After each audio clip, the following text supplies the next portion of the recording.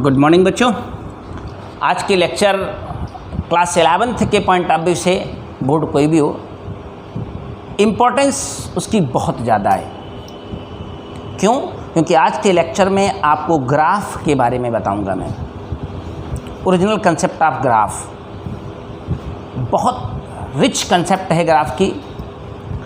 एक के बाद एक कंसेप्ट हम आप तक पहुंचाएंगे, आपको बताएंगे कि आपका कंटेंट किस लेवल का यहाँ मिलने वाला है। तो ज़्यादा लंबा नहीं है क्लास आज का, लेकिन आज का क्लास क्वालिटी बहुत है। आज उसमें जो कंसेप्ट आज जानेगा बच्चा वो इस चैप्टर को जिएगा, नहीं आधी जगह मरेगा। समझ रहे ना?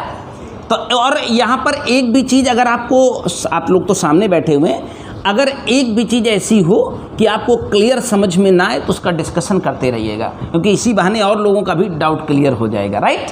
तो शुरू करते हैं। आज का टॉपिक है हमारे पास पोजीशन टाइम ग्राफ। पोजीशन, हाँ, टाइम ग्राफ। फ़र्क ये नहीं है कि क्लास IIT वाला बच्चा पढ़ रहा है या 11th CBSE का बच्चा पढ़ रहा है या 11th UP बोर्ड का बच्चा पढ़ रहा है। कंसेप्ट का मैटर है कि एक एक चीज़ हम आपको लिख के दिखाएंगे और बताएंगे, उसमें जो भी बात आपको समझ नहीं आएगी उसे हमारे साथ डिस्कस करोगे। जैसे पोजीशन टाइम ग्राफ है अगर, तो ग्राफ हमेशा जैसे कहते हैं x और y के बीच में खींचा जाता है, तो ये ग्राफ पोजीशन टाइम है, तो पोजीशन को डिस्प्लेसमेंट कहते हैं, यस, और T फॉर टाइम। तो एक ग्राफ मेरा बिल्कुल ऐसे जा रहा है, ऐसे।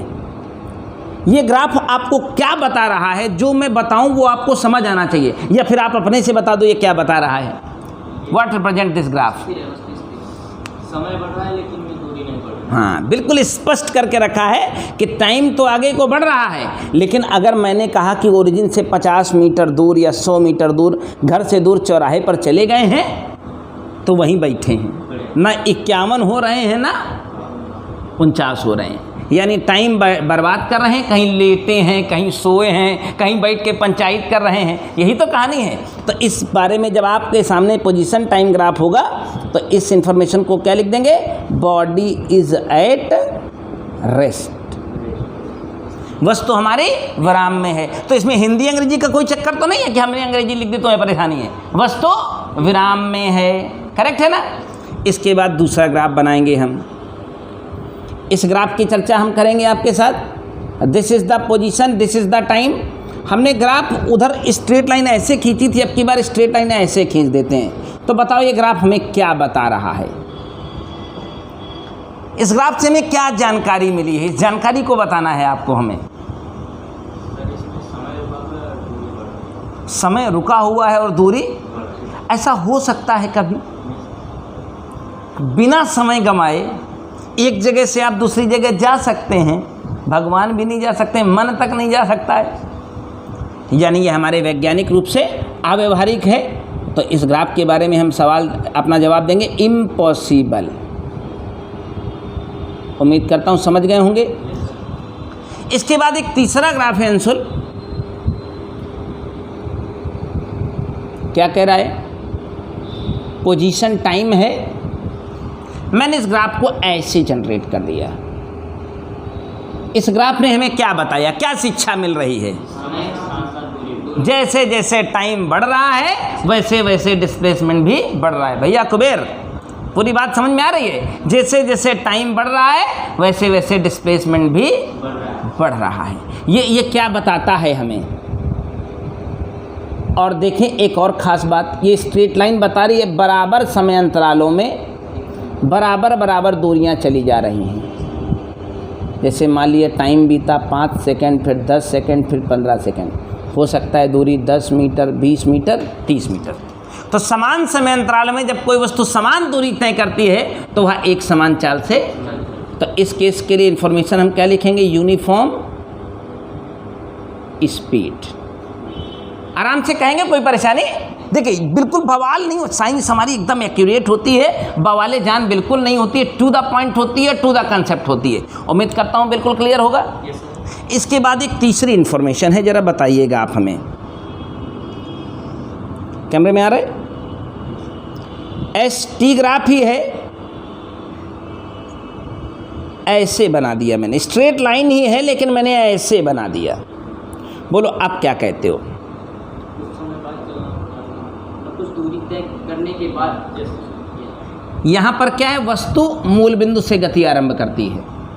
फार्मूला वही है, देखिए टाइम बढ़ रहा है, डिस्टेंस बढ़ रही है, टाइम बढ़ रहा है, डिस्टेंस बढ़ रही है, तो अभी भी यूनिफॉर्म वेलोसिटी है, यानी ये ग्राफ भी क्या रिप्रेजेंट करता है, uniform velocity, but not start from origin. उम्मीद करता हूँ ये बात समझ में आती होगी। ये वस्तु भी एक समान चाल से चल रही है लेकिन मूल बिंदु से गति आरंभ, यानी t बराबर 0 था तो भाई साहब चौराहे पर खड़े थे, वहीं से आगे बढ़ना शुरू किया है। इसके बाद एक और कंसेप्ट, फिर से मैं ग्राफ के साथ जुड़ा हूँ, ग्राफ की कंसेप्ट से आपको रूबरू करा रहा हूँ। बताइए भाई कोमल, क्या मामला है यहाँ बेटा? ये ऊपर से नीचे की तरफ उल्टा है, तो अपनी जिस दिशा में गति किया है उसके विपरीत। हाँ, बिल्कुल स्पष्ट कर रहा है कि जैसे जैसे टाइम बढ़ रहा है वैसे वैसे विस्थापन घट रहा है। विस्थापन यानी कहीं गया था वहाँ से वापस लौट रहा है। तो फिर से बोलेंगे uniform velocity, again straight line अगर एस टी ग्राफ में है तो uniform velocity but returning, but एकदम कंफ्यूजन नहीं होगा, उम्मीद करता हूँ एकदम परफेक्शन के साथ कंसेप्ट क्लियर हो रही होगी। यूनिफॉर्म वेलोसिटी बट रिटर्निंग, वापस लौट रहा है ना। देखें भाई, जब घरवा से t बराबर जब 0 था तो घर से कुछ दूर कहीं खड़ा था, अब जैसे जैसे टाइम बढ़ रहा है वो घर के नज़दीक आ रहा है, मतलब वापस आ रहा है। एक एक ग्राफ एक एक कंसेप्ट की कहानी को कहता है, कोई कन्फ्यूज़न नहीं है। इसी में जब एक बार ऐसे ग्राफ बनता है तो 11th के बच्चे सहित पूरी दुनिया के मास्टरों कंफ्यूज रहते हैं कि इसके पीछे का लॉजिक क्या बताएं।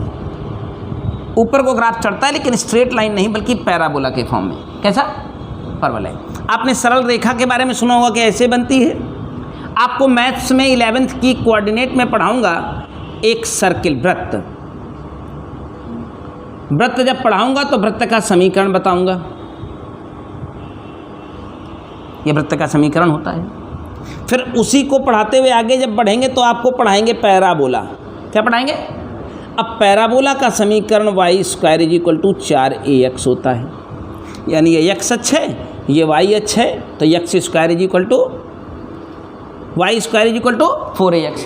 एक परवलय ऐसे भी बताएंगे अंशुल, ऐसे बनेगा इस तरह से, तो इसका समीकरण x² = 4ay होगा। इसमें a कांस्टेंट है, x है, y है। ऐसे फिर तुमको आगे आने वाले समय में जब 11th की मैथ्स पढ़ा रहा हूँगा तो ऐसे जो डायग्राम बनेगा इसको कहते हैं इलिप्स, यानी दीर्घवृत्त। वृत्त का छोटा भाई दीर्घवृत्त। इसका समीकरण हो जाता है x² + y² ऐसे फिर और जब कोऑर्डिनेट तुम्हें पढ़ाएंगे तो एक और चीज़ बताएंगे, हाइपरबोला यानी अति परवलय। क्या नाम बताएंगे? तो उसके सिर्फ ऐसे इन्फॉर्मेशन तुम्हें मैं दे रहा हूँ, बाकी ये मैथ में इनको डिटेल में पढ़ने का मौका मिलेगा मैथ्स वाले बच्चों को। सुनो, ये ग्राफ जो दिखाई दे रहा है बाबू, ये ऊपर को चढ़ता हुआ पैराबोला है, मतलब इसका साथी है, इसके भाई बंधुओं में आता है ये। और इसमें आप किसी एक्सपर्ट से राय लेंगे तो वो एक्सपर्ट क्या बताएंगे? यूनिफॉर्म एक्सेलरेशन, यूनिफॉर्म एक समान त्वरण बताया जाएगा इसे। क्या बताया जाएगा? एक समान त्वरण। और जब विस्थापन समय ग्राफ में यही ग्राफ कुछ ऐसा बिहेवियर दिखाएगा, ऐसे उतरता हुआ, तो इसको बताते हैं uniform retardation. Uniform retardation, retardation यानी मंदन। एक समान त्वरण, ऊपर को चढ़े तो एक समान त्वरण और उतरे तो एक समान मंदन। ये बात आपको यहाँ तो बिना किसी कन्फ्यूजन के समझ में आ गई है, लेकिन यहाँ पूरे जीवन बच्चा कन्फ्यूज रहता है कि यह चढ़ता हुआ एक समान त्वरण क्यों है और उतरता हुआ एक समान मंदन क्यों है। कैसे पता चलता है कि यह त्वरण है और वह मंदन है? कैसे पता चलता है कि यह चढ़ने वाला एक समान त्वरण है और उतरने वाला एक समान मंदन है? तो क्या होता है कि जो फिजिक्स पढ़ाने वाले लोकल मास्टर होते हैं आपके लोकल एरिया में, उनसे आप जब एक्सप्लेनेशन के लिए जाओगे तो वो मना कर देंगे, कहेंगे ठीक है ये होता है। क्या आप जानना चाहते हैं why this is uniform acceleration, why this is uniform retardation? आप जानना चाहेंगे? देखिए, अब इसके पीछे अगर कोई जानकारी सही दे सकता है तो वो मैथ्स का शिक्षक है, और आपको तो पता है आपके साथ maths as well as physics, गणित के साथ साथ हाँ फिजिक्स के साथ साथ मैथ भी जुड़ी हुई है। तो मैं इसकी डिटेल इन्फॉर्मेशन जो आपके भेजे तक एकदम सेंटर पर बैठेगी और कंसेप्ट में बैठेगी वो मैं क्लियर करने चलता हूँ। ठीक है, अभी अभी हमने कहा अंशुल कि इधर का पैराबोला हो, ऐसे बना हो, परवलय बना हो, तो इसका समीकरण y square is equal to 4ax। लेकिन पैराबोला इधर का बना हो, ऊपर को चढ़ता हो, तो इसका समीकरण x square is equal to 4ay होता है। कोई समस्या तो नहीं है? तो आप देखें इस वाले ग्राफ में ये जो बना हुआ है बेसिकली इसी का एक पार्ट ही तो है। तो इसमें तुमने देखा कि ये वाला y अक्ष होता है और ये वाला मेरा x अक्ष होता है क्या? इधर ध्यान देना, y अक्ष में y का रोल यहाँ पर किसने ले रखा है? s ने, और x का रोल किसने ले रखा है? तो इस जगह इम्प्लीमेंट करना बनता है कि नहीं बनता है? तो इस x स्क्वायर की जगह पर मैं लिख सकता हूँ t स्क्वायर। x बराबर t है और y बराबर s है। देखो ना, दोनों से तुलना करो तो x की जगह t यानी t स्क्वायर अपान में 4a एज ए कांस्टेंट और y बराबर यस, y बराबर यानी इस परवलय का समीकरण तुलना करने पर, कंपेयर करने पर, इससे कंपेरिजन ले लेने पर y का रोल किसने ले रखा है? s ने, और x का रोल किसने ले रखा है? तो इसी परवलय में मैंने इम्प्लीमेंट कर दिया, इसको पक्षांतर करके नीचे ले आए। तो s यानी विस्थापन का समीकरण क्या बचा है Anshul? This is 1/4a square. आपको मैंने पिछली क्लास में बताया कि विस्थापन को अगर एक बार डिफ्रेंशिएट किया जाए तो वेग मिलता है। सेकंड लेक्चर इसी की तो थी, इंस्टेंटेनियस वेलोसिटी इंस्टेंटेनियस एक्सेलरेशन वाली। विस्थापन को जब एक बार डिफ्रेंशिएट करते थे यानी ds/dt करते थे तो v आता था क्या? तो इसमें 4a जो है वो तो फलनवा कांस्टेंट है, इसे लेना देना नहीं है। बताओ बाबू t स्क्वायर का डिफ्रेंशिएशन बुलाए तो नहीं गए, घात आगे एक कम। तो ये मेरी वेलोसिटी निकली। हमने इसको कहा यूनिफॉर्म एक्सेलरेशन, एक समान त्वरण बोला है ना।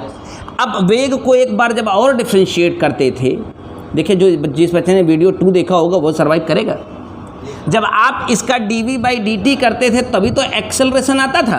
अब क्योंकि यहाँ a को आप एक्सेलरेशन कहोगे तो गड़बड़ा जाएगा, क्योंकि a यहाँ एक कांस्टेंट आ चुका है। तो एक्सेलरेशन को अल्फा कह दो, एक्सेलरेशन को चाहे f कह दो, कई जगह एक्सेलरेशन को f रिप्रेजेंट किया जाता है, ठीक है ना।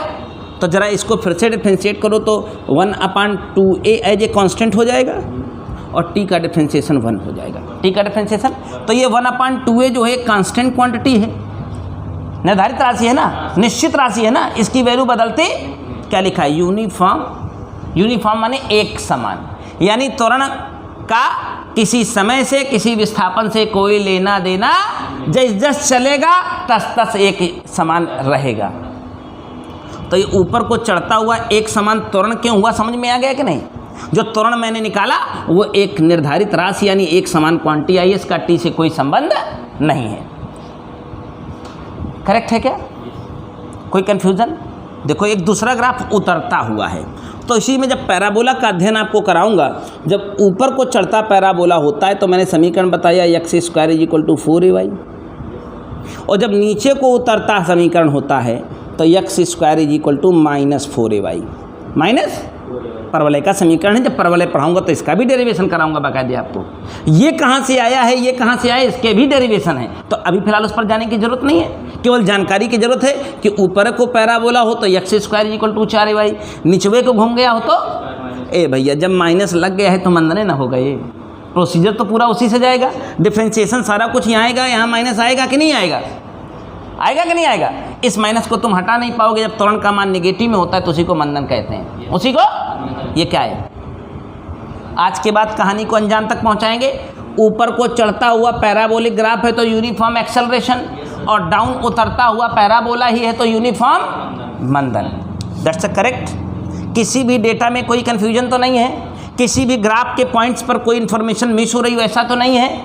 चलो यही सारी इन्फॉर्मेशन हम आपके लिए, आ जाओ। क्या नाम है, क्या नाम है? बुद्धराज। आइए, 10:15 बजे का टाइमिंग था। लोकेशन, चलो बैठ जाओ। तो उम्मीद करता हूँ बच्चों को ये पोजीशन टाइम ग्राफ, चलिए खैर टेक्नोलॉजी के सहारे हैं तो मिस हुई क्लास मिस नहीं होगी, आप दोबारा वॉच कर लेंगे। क्यों भैया अंशुल, आप एक बात समझ में आ गई है आपको अच्छे से? No confusion, no problem. क्या कन्फ्यूजन था कि पोजीशन टाइम ग्राफ और वेलोसिटी टाइम ग्राफ को हम अपने हिसाब से हैंडल कर सकते हैं, लेकिन कंसेप्ट क्लियर है। ये रट्टा नहीं आ सकता है? अच्छा, इसमें से कोई चीज़ रटोगे क्या?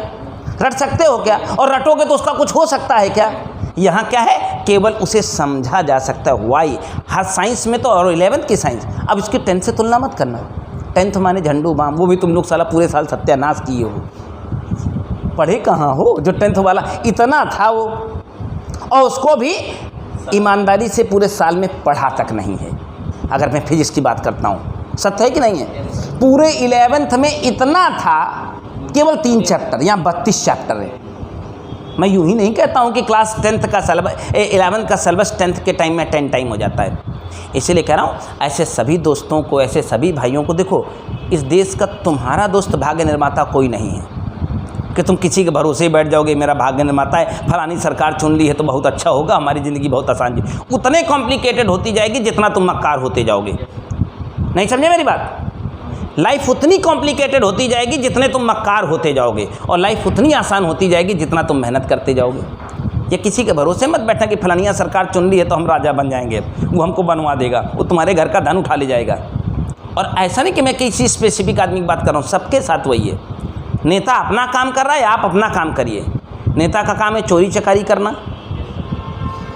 तुम्हारे हिस्से की लूट अपने जेब में लूट के जेब में भर लेना। और वो नेता किसका खाता है? अपना खाता है क्या साला? वो हमारे तुम्हारा खाता है। तो वो अपना काम कर रहा है, हमें अपना काम करना चाहिए और मौके पर जूते लिए तैयार रहना चाहिए। सत्य यही है, समझ गए कि नहीं? विरोधी देखे, अगर आज से 70 साल पहले आप कहते हैं आज़ादी मिली, तो आज़ादी यूँ नहीं मिली थी। भगत सिंह का नाम सुना होगा, आज़ाद जी का नाम सुना होगा। तो भगत सिंह आज़ाद जी कोई मामूली लोग नहीं थे, इनके पास जुनून था कि हम उखाड़ के व्यवस्था को फेंक देंगे।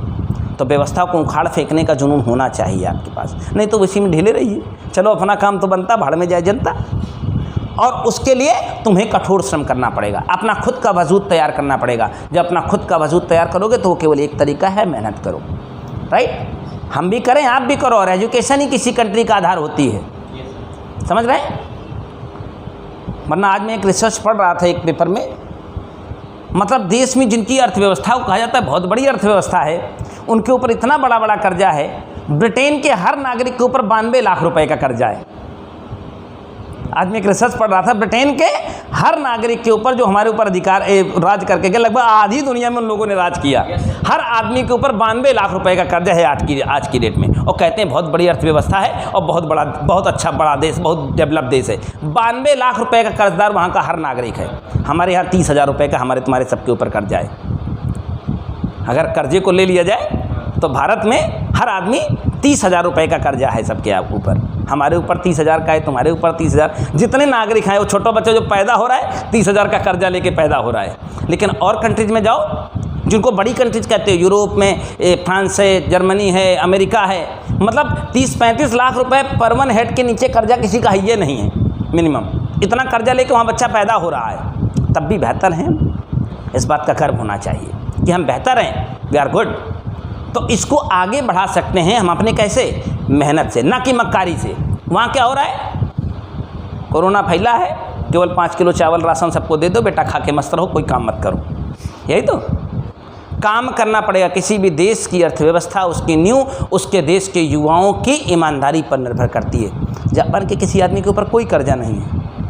क्यों? क्योंकि वहाँ का युवा, वहाँ का बच्चा, वहाँ का बुजुर्ग अगर जा रहा होता है रास्ते में, उसको लगता है कि यहाँ झाड़ू लगानी चाहिए, तो इवन जो डीएम होता है वो साइकिल से चलता रहता है, साइकिल से उतरता है, वहाँ झाड़ू रखा रहता है, झाड़ू मार के चल देगा। यहाँ जिसका जो काम है वही करेगा। यही दिक्कत है। पोजीशन टाइम ग्राफ क्लियर हो गया, अच्छे से क्लियर हो गया। अब आगे क्या करना है हमें? वेलोसिटी टाइम ग्राफ, वही सारे सिनेरियो। अब अगली हेडिंग है वेलोसिटी। इसमें अंग्रेजी हिंदी का कोई चक्कर तो नहीं है, हम यही लिख देंगे वेग समय ग्राफ। क्या Anshul? Velocity time graph, PH है भी, वेलोसिटी टाइम ग्राफ। तो ये सारी स्टोरी जो अभी हमने क्रिएट करी, वो सारी स्टोरी वेलोसिटी वर्सेस टाइम में भी क्रिएट करेंगे। पहला ग्राफ अगर आपको याद होगा, जब मैंने ST बनाया था तो ऐसे बनाया था, और आज मैं यहाँ वेलोसिटी वर्सेस टाइम कर रहा हूँ तो भी मैं ऐसे बना रहा हूँ। वहाँ आपको हमने लिखा था बॉडी एट रेस्ट, वस्तु विराम में है। चलो पहले ग्राफ में आप इंफॉर्मेशन दो, ये क्या हो रहा है, क्या अभी भी वस्तु विराम में है? हाँ, आपको पता है ये वेलोसिटी का एक्सिस है।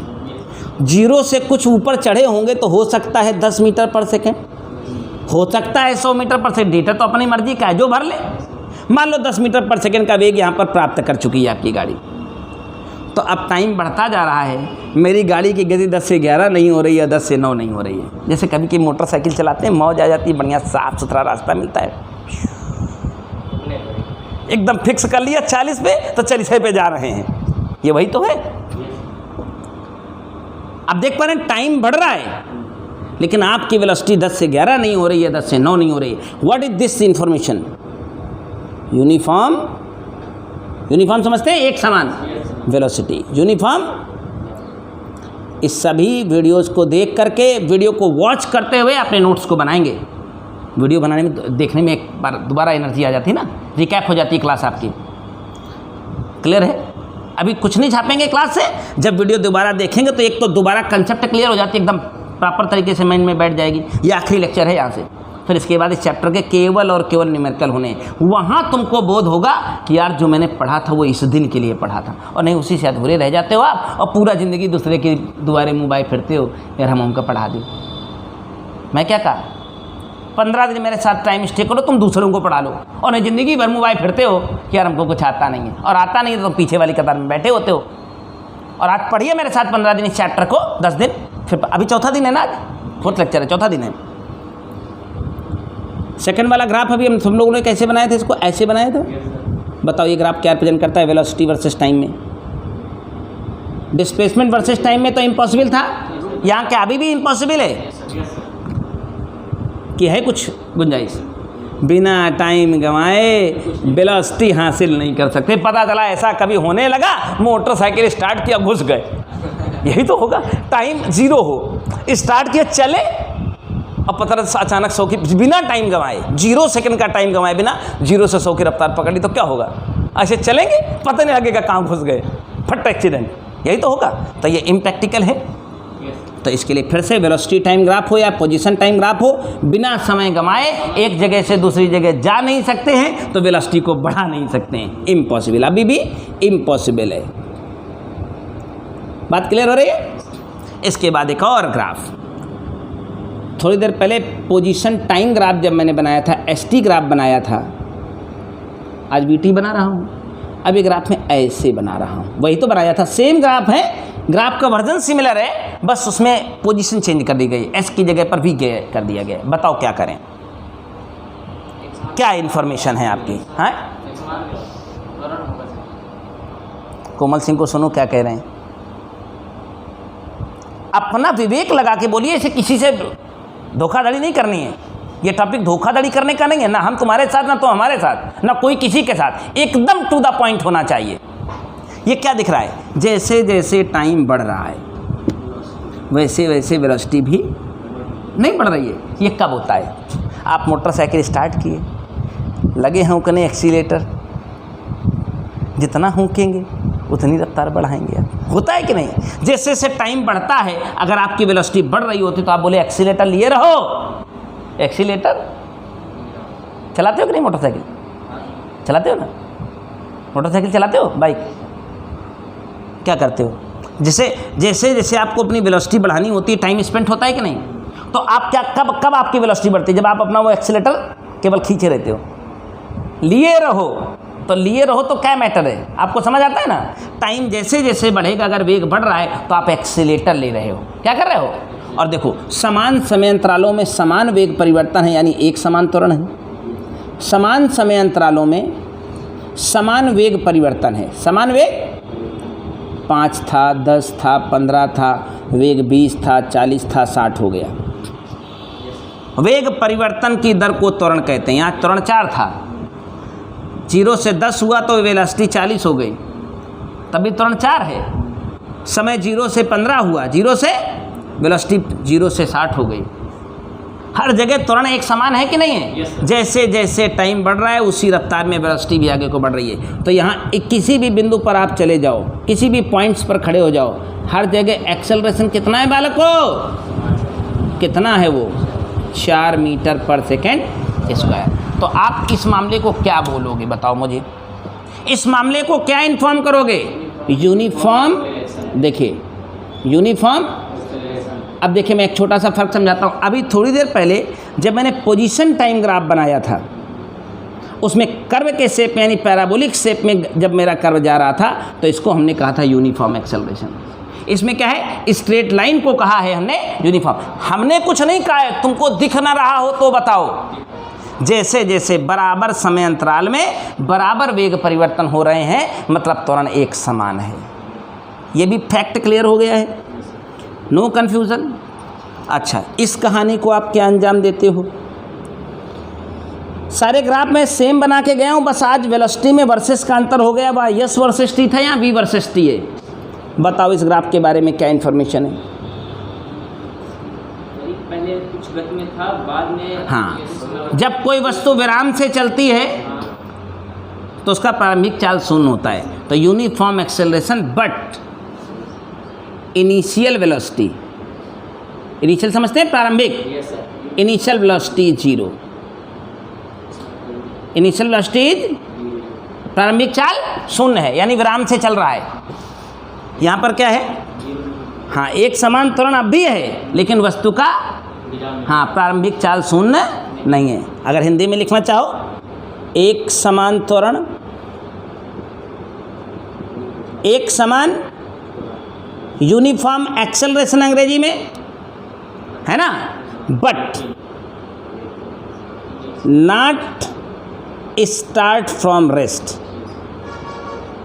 स्टार्ट फ्रॉम, वस्तु विराम से गति आरंभ नहीं करती, क्योंकि वस्तु विराम से गति आरंभ करती है तो उसका प्रारंभिक चाल शून्य। देख रहे हैं, जब t 0 है तो चाल भी शून्य है। यहाँ पर क्या है? t 0 है लेकिन चाल शून्य नहीं है। दोनों का अंतर समझ गए? दोनों सेम चीज़ें हैं, बस एक छोटी सी चीज़ का अंतर है। यही सारी चीज़ें जब न्यूमेरिकल में जाके बैठेंगे तो तुमको याद दिलाऊंगा, देखो मैंने ये चीज़ वहाँ बताई थी। अब आपका बेसिक क्लियर नहीं हो, न्यूमेरिकल कैसे लगा लेंगे आप? इस चैप्टर में बहुत हाई स्टैंडर्ड के न्यूमेरिकल है। अगला ग्राफ हमने आपको याद होगा ऐसे बना के दिखाया था, यूँ। बताओ अब इसकी इन्फॉर्मेशन होश संभाल के देना, जल्दीबाजी नहीं चाहता हूँ। यहाँ कंसेप्ट का मैटर है, ना कि किसी रटी रटाई व्यवस्था का। चलो बताओ कोमल सिंह, तुम बढ़िया रिस्पांस कर रहे हो, पहली क्लास। एक समान मंदन। क्या बात है, इट्स अ ग्रेट आइडिया। कैसे पता लगाया? क्योंकि सर जैसे जैसे टाइम बढ़ रहा है वेग घट रहा है। भैया वेग घटता है मतलब ब्रेकिया लगाते हो तभी तो घटता है। हाँ के हो, पहुँचा दिए 90, अब तुमको रोकना है, क्या करोगे? ब्रेक लगाओगे? नहीं, रोकना है तो ब्रेक नहीं लगाओगे। हाँ, तो ब्रेक लगाने से वेग घटता है कि बढ़ता है? घटता है। देख पा रहे हैं, ये वेग यहाँ पर मैक्सिमम होगा और फिर इसका लगातार घट ही रहा है और टाइम लगातार बढ़ता है। तो कभी नेगेटिव होता ही नहीं है। रुक जाओगे तब वो बढ़ता रहेगा, रुक जाओगे तब वो बढ़ता रहेगा, चलते रहोगे तब वो बढ़ता रहेगा, ब्रेक लगाते रहोगे तब भी टाइम समय। अरे किसी का 1 सेकंड वापस लौटा है बीता हुआ? महाभारत देखो, कहता है मैं समय हूँ और मैं वापस नहीं लौटता। विज्ञान में इसका ख्याल रखिएगा, टाइम कभी नेगेटिव नहीं होता। बहुत जगह मैं आपको प्रूव करके दिखाऊंगा, टाइम कभी नेगेटिव नहीं होता है। तो ये ग्राफ क्या बता रहा है? Uniform retardation. यूनिफॉर्म, यस, एक समान मंदन है। मंदन को अंग्रेजी में क्या कहते हैं? रिटार्डेशन।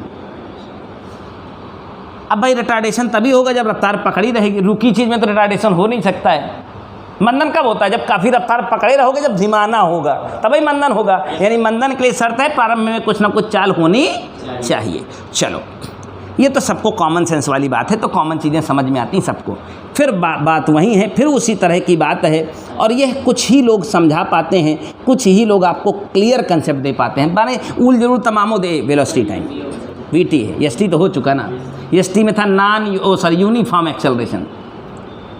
जब ये पैराबोलिक चढ़ता है VT में तो कहते हैं नॉन यूनिफॉर्म। क्या कहते हैं? Non uniform acceleration. त्वरण ही है लेकिन यहाँ देखिए यूनिफॉर्म यानी एक समान है, यहाँ भी एक समान त्वरण है, यहाँ एक समान मंदन है, लेकिन ग्राफ पैराबोलिक शेप में चढ़ने लगा, कर्व के शेप में चढ़ने लगा ऊपर को, तो उसको कहा गया नॉन यूनिफॉर्म। क्या कहने गया? हुआ ही नॉन। नॉन माने असमान, हिंदी में कहा गया असमान त्वरण। तो अब जिम्मेदारी आपकी कि आप साबित करके दुनिया को बताएं ये कैसे असमान त्वरण है। कैसे? नॉन यूनिफॉर्म बोला ना, तो अब वही जादू मेरे पास है और कोई तरीका नहीं। गणित नहीं होती तो मैं भी मर गया होता, मैं भी जवाब न दे पाता आपके सवाल का। अरे हम ऐसे कथा कह के चले जाना, कह दो हो गया बेटा पढ़ लेना, हो गया, याद कर लेना कि नॉन यूनिफॉर्म एक्सेलरेशन है। क्या तुम बच्चे हो, तुम्हारे दिमाग में बात नहीं उठे कि ये असमान त्वरण क्यों? वहाँ समान त्वरण क्यों था, यहाँ समान त्वरण क्यों है? चाहते हैं जानना? कौन बताएगा? गणित। कौन बताएगा? गणित। ये ग्राफ ऐसे चढ़ रहा है, ये एक चढ़ते हुए पैराबोला का हिस्सा है। पहले यहाँ y और यहाँ x होता था। इस ऊपर चढ़ने वाले पैराबोला का equation, general equation y² = 4ay, x² = जरा देखो y का रोल किसके पास है और x का रोल किसके पास है? इम्प्लीमेंट करो। x की जगह पर t रखूँगा यानी t²। 4a यहाँ कांस्टेंट होता है, 4a क्या होता है? और y की जगह पर कौन है? v है। तो बताओ वेलोसिटी की इक्वेशन क्या बन गई? वेलोसिटी की इक्वेशन क्या हो गई? t²/4a। अब सुनो, हमने कल परसों नर्सों की क्लास में बताया है कि वेलोसिटी को जब एक बार डिफ्रेंशिएट करते हैं तो त्वरण पैदा होता है ना। एक ही बार वेग को डिफ्रेंशिएट कर दो यानी dv/dt। याद है ना पिछली, मतलब जो इसके पहले लेक्चर हुई इसके जस्ट पहले वाली में बहुत डिटेल में हमने समझाया उस दिन। dv/dt को ही तो आप त्वरण कहते हो। त्वरण को यहाँ अल्फा बोलिए क्योंकि a यहाँ कांस्टेंट की तरह आ चुका है। 1/4a एज ए कांस्टेंट हो गया, t² का डिफ्रेंशिएशन। ये इक्वेशन चिल्ला के बता रही है कि जस्ट टाइम बढ़ेगा, जस्ट टाइम ए का अल्फा यानी त्वरण का मान बढ़ेगा, नहीं बढ़ेगा। तो ये क्या कहा? असमान त्वरण। असमान क्यों हो गया? जैसे जैसे टाइम बढ़ेगा वैसे वैसे त्वरण बदलेगा यानी बढ़ेगा। तो असमान हुआ कि समान हुआ? और वहाँ समान क्यों हो गया? क्योंकि एक और बार डिफ्रेंशिएशन करना पड़ा था, नहीं करना पड़ा था। वो यस था, यहाँ पर इस जगह पर यस था, तो एक बार डिफ्रेंशिएट किया तो वेग निकला था, वेग को डिफ्रेंशिएट करने से त्वरण निकला था और उसमें टी गायब हो गया था, इसलिए एक समान हो गया था। अभी क्लियर है? और इसी में जब नीचे को डाउन पैराबोला होता है तो डाउन पैराबोला में तुमको पता है यहाँ नेगेटिव आ जाता है, नेगेटिव आ जाएगा तो मंदन बन जाएगा। तो यहाँ भी होगा नॉन यूनिफॉर्म एक्सेलरेशन और रिटार्डेशन। हाँ वो मंदन हो गया तो नॉन यूनिफॉर्म रिटार्डेशन। क्लियर हो गया या कोई कन्फ्यूजन बचा है आपको? आज यकीन जाने आपने कई वर्षों का तजुर्बा हासिल कर लिया है, कई 20 सालों में हमने इसको हासिल किया है, वो आपके सामने 20 मिनट में बता दिया। समझ गया ना? एक्सपीरियंस शिक्षक और नॉन ट्रेंड गैर जिम्मेदार शिक्षक से पढ़ने का यही अंतर होता है। ठीक है, आपको लगता है गांव में यार ठीक है सस्ता मिल जाता है, अच्छा है, घर के घर में है, लेकिन फ़र्क यहाँ खड़ा होता है। समझ गए? ये फ़र्क यहाँ खड़ा होता है, याद रखिएगा। हो सकता है यहाँ रहने के आपको खर्चे ज़्यादा पड़ें, फीस ज़्यादा पड़े, लेकिन ये अंतर पैदा होता है। अभी क्लियर हुआ कि नहीं अंतर? वेलोसिटी टाइम ग्राफ में अगर नीचे को डाउन पैराबोला होगा तो रिटार्डेशन, चढ़ता पैरा होगा तो नॉन यूनिफॉर्म एक्सेलरेशन, और वहाँ यूनिफॉर्म एक्सेलरेशन था, याद है ना? यूनिफॉर्म का मतलब समझ गए थे वहाँ, क्योंकि एक बार डिफ्रेंशिएशन करने से टी और गायब हो गया था, इसलिए मामला ही बना। ये था मेरा ग्राफ का बिल्कुल ओरिजिनल कंसेप्ट जो बिल्कुल पक्का हो गया होगा। उम्मीद करता हूँ अच्छे से समझ गए होंगे। नहीं समझे? क्या आपको एक बहुत भयानक से सवाल तक पहुँचाऊँ इन ग्राफ के सहारे, लेकिन बहुत तुरंत ही इतना अपर स्टैंडर्ड होगा कि आपका सारा भेजा खुल जाएगा। अब पढ़े हैं तो एक न्यूमेरिकल भी बनता है। हाँ, अब ग्राफ पढ़ा है तो ग्राफ कहाँ यूज होता है, ये तो हो गई ओरिजिनल इन्फॉर्मेशन। अब जब हमने पढ़ लिया ओरिजिनल इन्फॉर्मेशन को तो ये यूज में कहाँ आएगा, ये भी तो एक बड़ा मैटर है। तो चलो, एक इतने बेहतरीन सवाल को मैं बताने जा रहा हूँ कि वो अपने आप में ही सर्वश्रेष्ठ है। मेरी बात समझ रहे हैं? उस एक क्वेश्चन में मैं तुमको 20 मिनट का समय दूंगा, लेकिन अगर उस क्वेश्चन को कंफर्म कर गए तो ज़िंदगी में कभी ग्राफ का कोई सवाल, जो मोशन में जहाँ कहीं बना है वो कभी गलत नहीं होगा। बोर्ड की किताबों में तो लेवल बहुत नीचे है, वो सब तुमसे बन ही जाएगा, लेकिन और कहीं का भी हमेशा टेकल कर पाओगे अगर कंसेप्ट मेरी सुनते हो तो। ठीक है, तो चलिए सुनाते हैं। एक बहुत ज़बरदस्त सवाल है, जगह मुझे काफ़ी सारी चाहिए। एक ग्राफ दिया है, यानी दे दिया गया था उस क्वेश्चन में, वेलोसिटी वर्सेस टाइम का। एक ग्राफ किसके बारे में बता दिया गया है? वेलोसिटी का टाइम के साथ।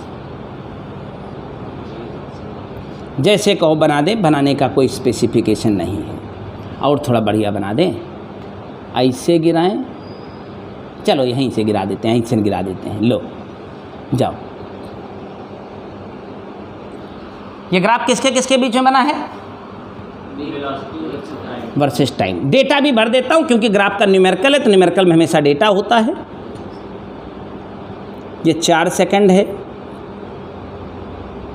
ये 8 सेकंड है, ये 10 सेकंड है, ये 16 सेकंड है। ये वेलोसिटी का एक्सिस है, तो वेलोसिटी यहाँ पहले 20 थी, फिर बाद में बढ़ कर के 30 हुई थी, बाद में बढ़ कर के 30 हुई थी। ये ग्राफ किसके किसके बीच में ड्रॉ किया गया है? Velocity versus time, correct. अब मुझे एक सवाल उठाया गया है, draw the graph, draw the graph position versus time and acceleration versus time. इस वेलोसिटी टाइम ग्राफ को पोजीशन टाइम ग्राफ में कन्वर्ट करो और इसी ग्राफ को एक्सेलरेशन टाइम ग्राफ में भी कन्वर्ट करो। तो अभी मैंने एक्सेलरेशन टाइम ग्राफ नहीं बनाया है, लेकिन बना के इसी क्वेश्चन के सहारे दिखाएंगे, जो तो टू द पॉइंट होगा, कंसेप्चुअल होगा, हाई राइज होगा। अगर ये सवाल एक गया तुम्हारे भेजे में, तो मैं दावा करता हूँ दुनिया में ग्राफ को लेकर के कोई सवाल बनाया नहीं गया जिसे तुम लगा नहीं सकते हो। सवाल कहीं का भी हो, चाहे एडवांस IIT का हो, चाहे मेंस का हो, चाहे बोर्ड का हो। बोर्ड में तो क्राइटेरिया मेरे लेवल का होता नहीं है, जो तुम्हें पढ़ा देता हूँ उससे सारा बोर्ड का सवाल लग जाता है। तुमने 2 चैप्टर में अनुभव किया कि नहीं? तीसरा चैप्टर शुरू होगा, अभी जो पढ़ा चुका हूँ वो देख लिया होगा, कदा में 4 सवाल हो गए, चारों लग गए होंगे, अभी वहीं तक पढ़ाया है। चलो, ये ग्राफ क्या बताता है अंशुल? पहले O से A चलना है, O से ओरिजिन, O से कहाँ चलना है? A। O से A जाने में हमने देखा कि महज 4 सेकंड में हमारी वेलोसिटी 0 से 20 हो गई।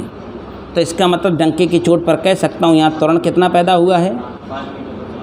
वेग परिवर्तन की दर को त्वरण कहते हैं। ए भैया, कितना वेग परिवर्तन हुआ है? 0 से 20 यानी परिवर्तन 20, कितनी देर में? वेग परिवर्तन की दर को, वेग 20 से 0 यानी 0 से 20 यानी 20 - 0 20/4। कितना त्वरण यहाँ पैदा हुआ? तो हम ये देखना चाहेंगे कि इन 4 सेकंडों में वस्तु कितना चली। तो S बराबर UT + ½ AT स्क्वायर, ही मेरे पास सूत्र है। तो जब यहाँ से चली थी तो विराम से चली थी, क्योंकि वेग 0 है, हाँ प्रारंभ से चली है ना। UT + ½ AT स्क्वायर, A कितना पता लगाया है? 5, और T का स्क्वायर। उम्मीद करता हूँ मेरे बच्चे इसमें कोई परेशानी महसूस नहीं कर रहे होंगे। कई मीटर चल गई? 40 मीटर। यानी इस ड्यूरेशन में हमारी वस्तु ने यशवंत चला, जो कि कितना निकला? जरा मुझे बताओ A से B तक का कार्यक्रम क्या था? ग्राफ देख के बताओ A से B तक में क्या हुआ है। यस कोमल, बहुत बढ़िया पकड़ रहे हो। A से 20 तक वस्तु ने लगातार एक समान चाल बनाए रखी है, जो कि कितनी दिख रही है? A से B जाते हुए कितनी वेलोसिटी मेंटेन है? 20। तो जब कोई वस्तु एक समान चाल से चलती है तो चली गई दूरी बराबर सिंपली वेग गुणते समय।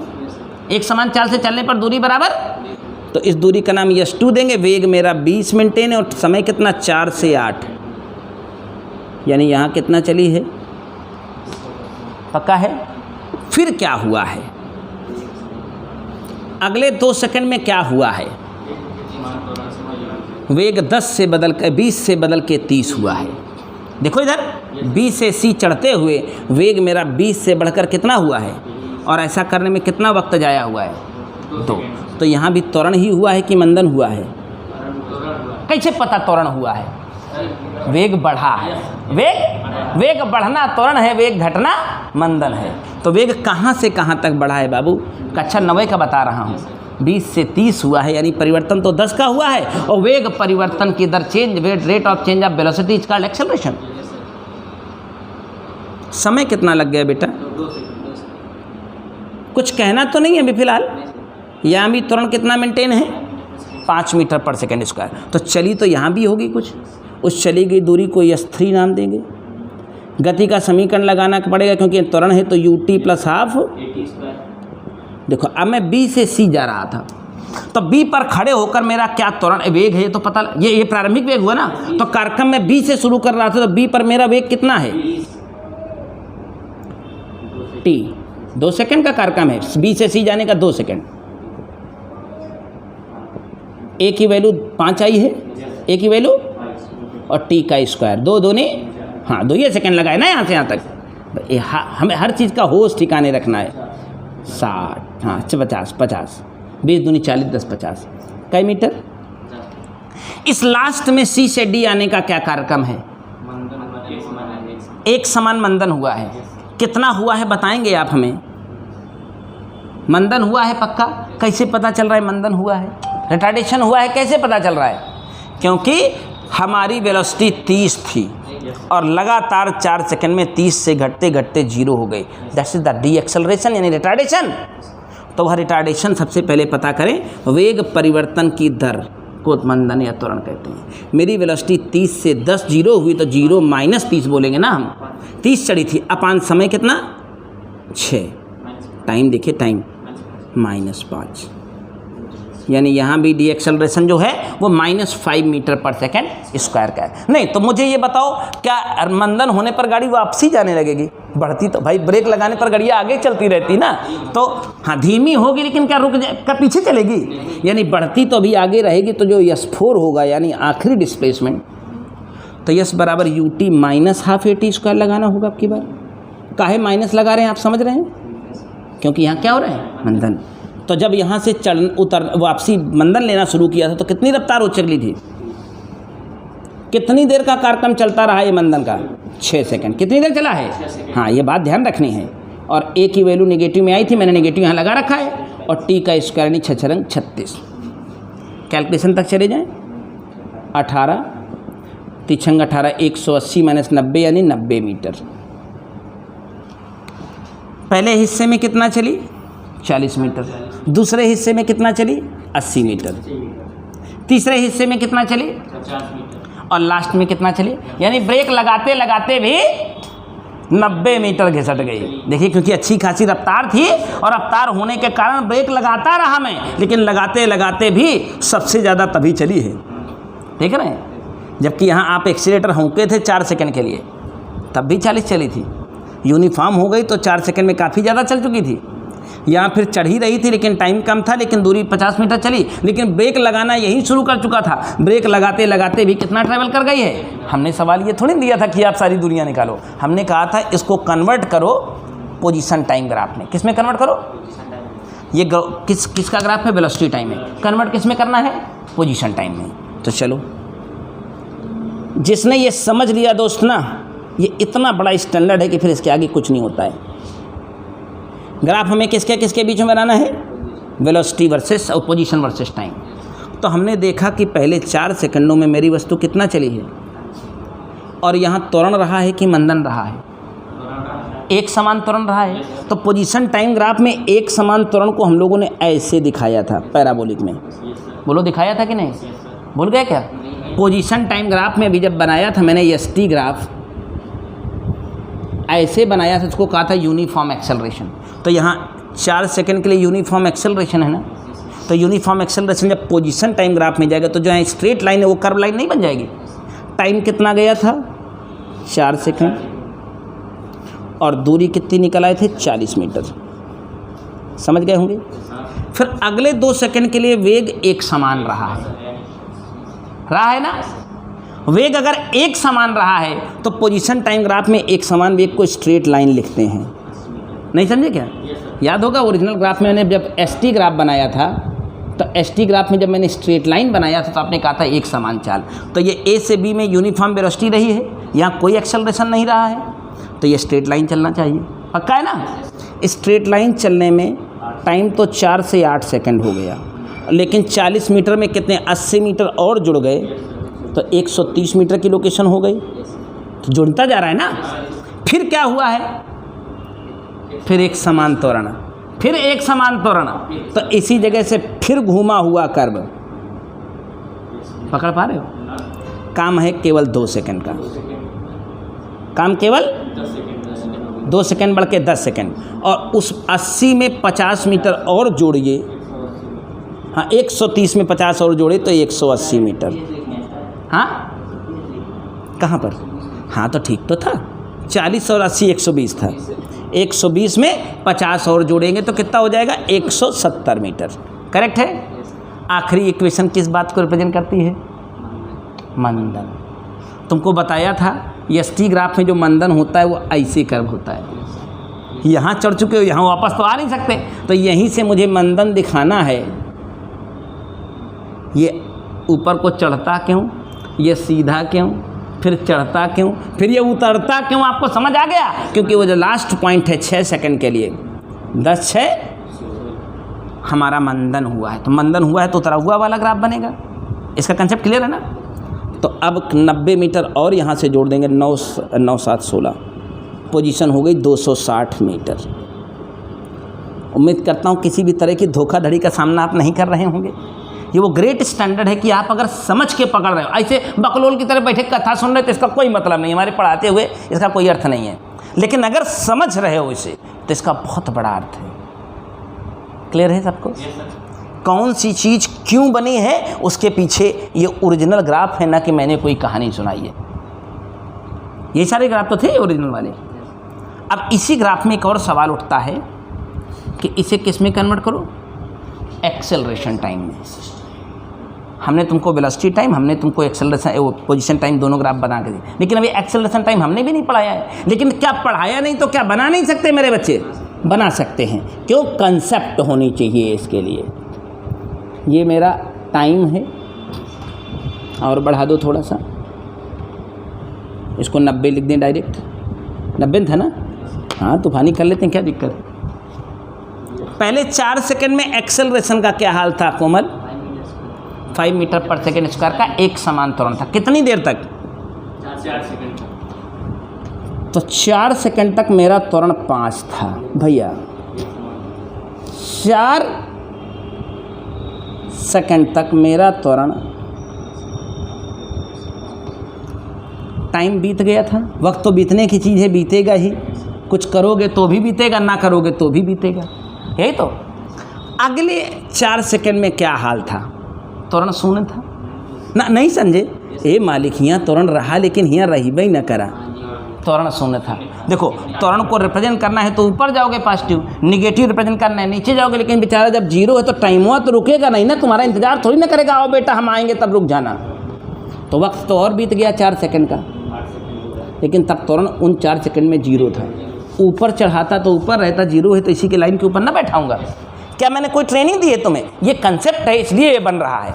फिर अगले एक्शन में क्या हुआ है? अगले 2 सेकंड के लिए क्या हुआ है? फिर से त्वरण 5 रहा है, पॉजिटिव ही रहा है, त्वरण ही रहा है। तो फिर अगले 2 सेकंड के लिए त्वरण को, लेकिन टाइम क्योंकि कम है तो छोटा बनाएंगे।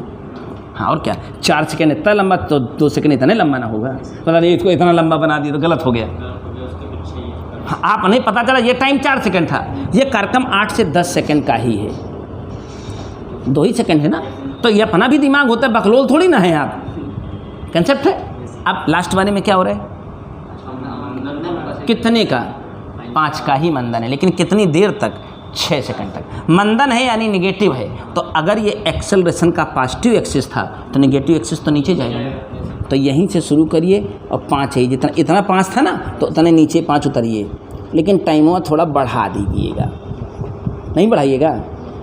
अरे 6 सेकंड है मालिक, इतना बड़ा 4 सेकंड था, इतना बड़ा 2 सेकंड, तो 6 सेकंड थोड़ा और बड़ा होगा ना। वक्त बीत गया 16 सेकंड का, और यहाँ आप मंदन के रूप में इसे दिखा रहे हैं, रिटार्डेशन के रूप में दिखा रहे हैं। माइनस। क्या आप आज सहमत हैं, आज संतुष्ट हैं कि आपको जो मैंने पढ़ाया वो समझ आया है? हाँ, फर्जीफिकेशन हमारी साइंस में एको फर्जी नहीं होता है कुछ चीज़। ये इतना फैक्चुअल सब्जेक्ट है कि जो आएगा वो आएगा, बस पढ़ने वाला होना चाहिए। अब आए हैं किसी और मन से क्या ट्रायल लेंगे? ट्रायल कौन लोगे? मेरा ट्रायल लोगे? मेरा ट्रायल लोगे? काहे का ट्रायल लोगे? तुमको क्या आता है जो मेरा ट्रायल लोगे? मैं कह रहा हूँ कि मेरे साथ बिलीफ से बैठो 6 महीना, 6 महीने बाद समझ में आया कि मैंने क्या किया है। अब 6 महीना तो बैठे, 2 दिन आए 4 दिन गए, 6 दिन आए 2 दिन गए, भाग जाना नहीं, मार जूता रद्द कर दूंगा यहीं से, पहले बता दे रहा हूँ। जो भी ऐसा हो, खूब मारता हूँ जैसे मन करता है उसी से, लेकिन तरीका केवल एक है कि मैं अगर मेहनत करता हूँ कलेजा फाड़ के तुम्हारे सामने रख दूंगा अपना, लेकिन तरीका सही होना चाहिए। मैं कहता हूँ रोज आओ तो रोज आओ, तो उसके पीछे कोई कारण काम नहीं करता है। ना पढ़ना हो तो आ जाओ, कोई दिक्कत नहीं है तुमसे, हमें तुमसे कोई शिकायत नहीं है। तभी मिलना, नमस्ते करना, चाहे ना करना, भाड़ में जाना, लेकिन आना तो मेरे तौर तरीक़ों से पढ़ना, तो 6 महीने बाद परिवर्तन दिखेगा। तुमको क्या पता ये 11th कितना बड़ा स्टैंडर्ड, तुमको पता है कितना हाई स्टैंडर्ड है? हमने तुमको अभी गिनवाया, वहाँ 3 चैप्टर थे, यहाँ 32 हैं। चैप्टर गिन लो तो हो गए ना 10 गुना। ज़्यादा कुछ नहीं तो मोटा मोटा देख लो, वो किताबिया के पन्ना फाड़ लेना 10 वाली किताब के, और तराजू के एक पल्ले पर डाल देना, और इस तरफ एक किताब अपनी कुमार मित्तल डाल देना, फिर फाड़ फाड़ के डालते ना 10 किताब फाड़ के डालनी पड़ेगी, तो इसके बराबर नहीं पहुँचेगी। और लिखा हुआ कंटेंट का स्टैंडर्ड कितना हाई है, आप समझ रहे हो? तो इसे पढ़ते हैं वही लोग जो पढ़ना चाहते हैं, ना पढ़ने वाले यहाँ एग्जिस्ट नहीं करते। मेरे साथ तो बिल्कुल नहीं। 30 ही पढ़ाऊंगा, लेकिन फिल्टर्ड पढ़ाऊंगा। मेरा एक बच्चा 400 के ऊपर भारी है यहाँ किसी भी संस्थान के, तभी तो रिजल्ट दिखते हैं ना। रिजल्ट कैसे आते हैं? परिणाम भी तो वैसे ही आते हैं ना, उसी के हिसाब से परिणाम है मेरे। कि 20 बच्चा पढ़ाया, 9 बच्चा परिणाम दे दिया IIT जैसे एग्जाम में। क्यों दे दिया भाई? हवा में थोड़ी दे दिया है, पढ़ाया है तो दिया है। और ऐसे आए थे घर से, गाँव से, उनको पता नहीं था IIT होता क्या है, लेकिन हुआ। क्यों? क्योंकि काम किया गया। अब ये लॉजिक है, कंसेप्ट लॉजिक नहीं, दैट्स अ ग्रेट कंसेप्ट। जाके दुनिया की कोई किताब लेकर के कुमार मित्तल से रोडोप तक चाहिए, और अगर आपके सवाल बनने लगे तो मुझसे लाइए, मुझसे मिलिए आकर के, जहाँ की सवाल बन। लेकिन प्रैक्टिस करानी पड़ेगी। एक सवाल आईना थोड़ी ना, तुमको मैं 1000 सवाल लगवाऊंगा तब जाके ये काम मेरा पूरा होगा। अब चैप्टर की थ्योरी खत्म हो गई, आज से कल से चैप्टर के न्यूमेरिकल स्टार्ट करते हैं, देखते हैं क्या क्या होगा। तुम जब अब उनको जब तुम खुद लगाओगे, मेरे लगाने से बहुत हल नहीं निकलेगा। उनको जब मैं तुम्हें बताऊंगा, तुम घर जाके मान लो, तो अब टेक्नोलॉजी आ गई है, बढ़िया वीडियो का बैकअप मिला रहेगा ना। पहले क्या होता था, आओ पढ़ो, घर जाओ, घरे पता चलो कुछ समझ नहीं आ रहा है, गुरुजी हम क्या करें, बिगड़ जाता था मामला, बहुत टिपिकल होता था। लेकिन अब क्या है, आज की क्लास पढ़ के जा रहे, तुम्हारे घर जाते जाते तुम्हारे पीछे पीछे इसको मैं भेज दूंगा, जाओगे ना, घर ले जाके जाओगे। पहली बात तो इसको तब देखो जब आपको कन्फ्यूज़न हो, या फिर आप घर जाके भूल जाए, तो बढ़िया देख लीजिए, फिर से रिवाइज हो गए। अरे 15 मिनट तो आधे घंटे का तो रहेगा, कौन सा तुमको 6 घंटा वीडियो बना रहा हूँ। इतनी कंसेप्ट तुम आज जाके देख लेना, यूट्यूब पर 1000 मास्टर पड़े होंगे, एक कंटेंट खोलना। इतना ही पढ़ाने के लिए 6 लेक्चर ले लेंगे, 6 घंटा तुम्हारा बर्बाद करेंगे, इतना ही पढ़ाने के लिए, जितना तुमने 40 मिनट में पढ़ा होगा।